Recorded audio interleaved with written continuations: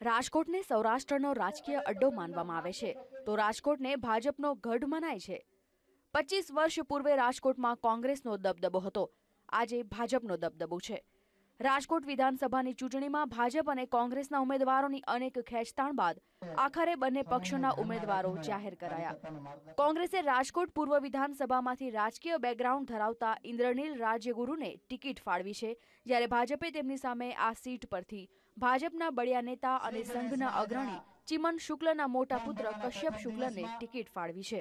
ભાજપને મને લાગે છે કોઈ બીજો ઉમેદવાર નહોતો મળતો અને કશ્યપભાઈ છે એ મારા વેવાય પણ થાય છે અને અમે બંને રાજકીય બેકગ્રાઉન્ડ સાથેના ફેમિલીમાંથી આવીએ છીએ।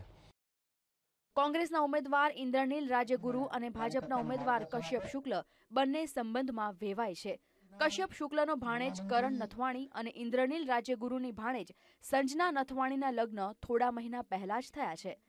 ચિમનભાઈ શુક્લના પુત્રી કાશ્મીરાબેન છે, જેમના લગ્ન નથવાણી ફેમિલીમાં થયા છે।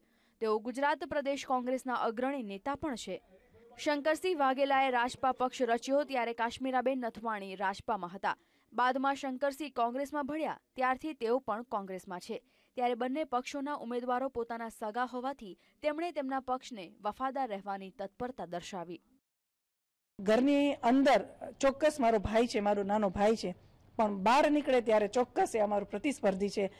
કોઈ દિવસ મેં રાજકારણ ઘરમાં નથી લાવ્યા અને હું એક નિષ્ઠાથી કોંગ્રેસની કાર્યકર છું અને કોંગ્રેસ પ્રત્યે જ મારી વફાદારી હોઈ શકે એટલે હું કોંગ્રેસનો જ પ્રચાર કરું। રાજકોટની એક વિધાનસભા બેઠકના ભાજપ અને કોંગ્રેસના આ બંને ઉમેદવારો બંને વેવાય છે, તો સાથે બંને મની, મેન પાવર અને મસલ્સ પાવર ધરાવે છે।